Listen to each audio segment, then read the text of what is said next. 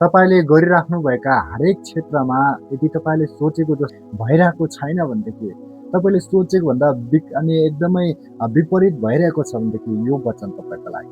अब यो वचन सुनिसकेपछि जब तपाईँ यो वचनमा आधारित भएर जिउनुहुन्छ, यो वचनमा तपाईले विश्वास गर्नुहुन्छ, त्यसपछि तपाईको हरेक क्षेत्रमा तपाईले आशिष पाउनुहुन्छ। यहाँनिर म मेरो व्यक्तिगत कुरालाई राख्ने होइन, किनकि परमेश्वरको जीवित वचनलाई म तपाईहरुको बीचमा ल्याउँदैछु।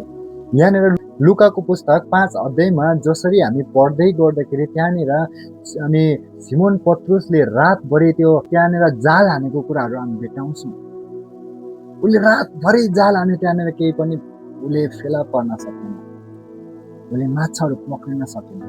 येशू ख्रीष्टले भन्नुभयो फेरि अलि परतिर लगेर जाल हान। फेरि त्यो सिमोन पत्रुसले के भनेको छ, हामीले रातभरि जाल हानेको तर पनि केही पनि हामीले फेला परेन, केही पनि हामीले यहाँनिर अनि बटुल्न सकेनौँ। तर पनि तपाईँ भन्नुहुन्छ भनेदेखि तपाईँको वचन अनुसार म फेरि जाल हान्छु। त्यसपछि सिमोन पत्रुसले तिर गएर जब जाल हान्यो, त्यसपछि त्यो जालहरू फाटिन थाल्यो, माछाहरू यति त्यहाँ जम्मा भए, उनीहरूले यति माछा थुप्रे कि उनीहरूको डुङ्गा नै पल्टिन थाले। त्यसपछि साथीहरूलाई गुहार्न थाले। यो पदबाट तपाईँले के बुझ्नुपर्छ भन्दाखेरि, जब हामी आफ्नै कोसिस गर्छौँ, हामी आफै कोसिस गर्छौँ, त्यहाँनिर सफलता नहुन सक्छ। त्यहाँनिर सफलता चाहिँ हामीले पाइरहेको हुँदैन।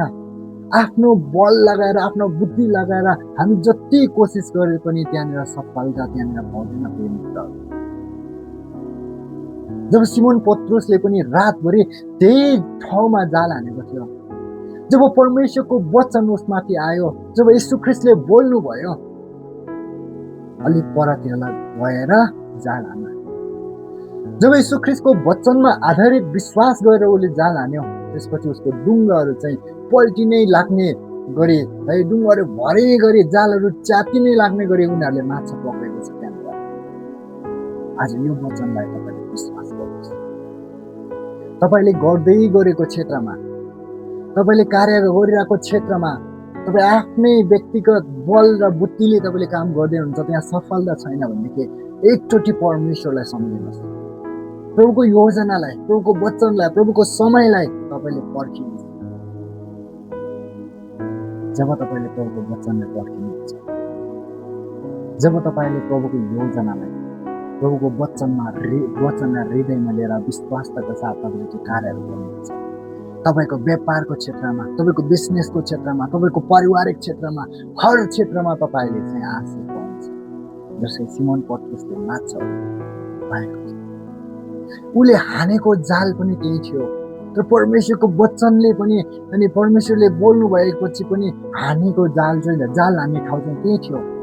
त्यो प्रभु बोल्नुभन्दा अगाडि पनि त्यही ठाउँमा जाल हानेको थियो भनेदेखि प्रभुले भनिसक्नु भएपछि, बोलिसक्नु भएपछि पनि त्यही ठाउँमा जाल हानेको थियो। त्यसकारण म तपाईँलाई यही उत्साह गर्न चाहन्छु, तपाईँको हरेक क्षेत्रमा प्रभुलाई राखिदिनुहोस्। तपाईँको आर्थिक क्षेत्रमा, तपाईँको पारिवारिक समस्याहरू बिग्रेको हुन सक्छ, परिवारमा समस्या छ, द्वन्द्व होला, अमिलता होला, प्रभुलाई राखिदिनुहोस्। नानी बाउहरू तपाईँदेखि अलगिएको होला, प्रभुलाई राख्नुहोस्। तपाईँको बिग्रेको छोराछोरीहरूमा, तपाईँको बिग्रेको हरेक बिजनेसहरूमा एकचोटि प्रभुलाई राख्नुहोस्। प्रभुको वचनलाई सुन्नुहोस्, उहाँको आवाजलाई सुन्नुहोस्। उहाँले भन्नुहुन्छ, जुन योजनाहरू मैले तिमीहरूको निम्ति बनाएको छु त्यो तिमीहरूको उन्नतिको लागि हो, तिमीहरूको प्रगतिको लागि हो, तिमीहरूलाई आशा र भविष्य दिन। जब प्रभुले हामीलाई आशा र भविष्य दिनको लागि योजना बनाउँछ, हामी चाहिँ आफ्नै योजनामा दौडिन्छौँ। हामीले आशिष कस्तो सिमोन पत्रुस चाहिँ हामी खाली हात फर्किनुपर्छ, रातभरि जाल हानेर पनि जब प्रभुको योजना अनुसार जाल हान्छ, आशिष हामी